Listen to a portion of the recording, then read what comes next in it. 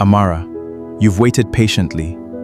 You asked me why I broke my promise, and I've been looking for the right answer, but the truth is, there isn't a perfect one. When adults make certain decisions, they tell themselves they're doing the right thing. They convince themselves that one day everything will make sense. But sometimes, you don't discover you've made the wrong choice until you've already lost something you can never get back. You don't really get answer. I have an answer, but it won't change the effect my decision caused. Okay, then make I answer your own question too. That day, when grandma come house, I hide because I dey play, but she no know say I dey there. She dey talk with one man, then she talk one thing. I no understand wetin e mean, but I remember am. Grandma tell the man say he'll never survive if they know what he chose over him daughter. I've known you for years. I've seen you under pressure. I've seen you lose deals. I've seen you stand before hostile investors. I've never seen you look like this. Whatever Amara said to you, you already knew about it, didn't you? Tunde, look at me. What did you choose over your daughter?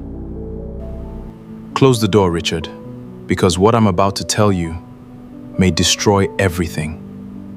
You asked me what I chose over my daughter. The answer is simple. I chose my ambition. I convinced myself that if I built something great, one day Grace and my daughter would understand. I kept telling myself, just one more deal, just one more contract, just one more year. 9 years disappeared while I was still saying just one more. So when people called you a visionary, they never knew the vision had a price. But every step you took toward that success was one step away from Grace and Amara. And every award, every expansion reminds me of what it cost. If this becomes public, they won't see the businessman who built an empire. They'll see the father who abandoned his child. They won't care about your reasons. They'll only remember your choice. I've spent 9 years building a company, only to discover I was bankrupt where it mattered most. I never paid attention to this agreement. I always thought it was just another investment document. But now, I understand why your father-in-law insisted you sign it. Your father-in-law believed in your vision. He committed resources. He opened doors. He stood behind you when nobody else would. But before he signed, he protected his daughter. He wasn't investing in a company. He was investing in a man. If Anita's mother proves that your conduct triggered the very protection this agreement was written for, she can seek rights your board cannot simply ignore. So all these years, she wasn't waiting for me to fail. No, she was waiting for the agreement to become useful. This agreement, you've had it all these years? Since the day your father signed it. I prayed I'd never have to use it, but your husband made sure I would. So this was never about revenge? Revenge satisfies emotions. This secures the future. Your father protected you long before either of us knew you'd need protecting. If we do this, there'll be no going back. Then answer me honestly. Are you prepared to lose your marriage to preserve what your father built? We've received information this morning that raises serious concerns. Ordinarily, a man's private life remains private.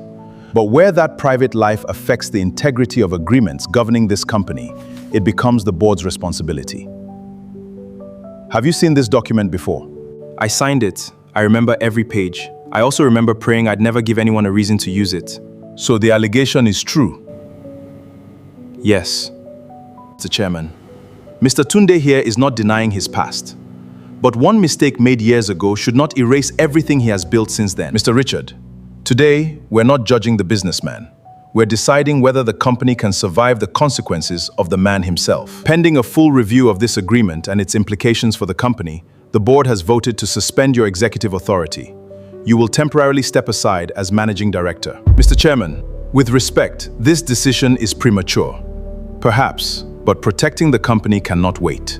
If my stepping aside gives this company stability, I'll do it. Tunde, 9 years ago, I chose the company over my family. I'm not making that mistake twice. The board has done exactly what I expected. They've suspended him. They're reviewing the agreement. They're beginning to understand that decisions have consequences. Why doesn't this feel like victory? Because you're still thinking like a wife. I'm thinking like a guardian. This isn't the end. This is the position from which we negotiate. So, the shares are now open for discussion? You planned this to take control of the company? I told you from the beginning, Clause 14 was never the move, it was only the door.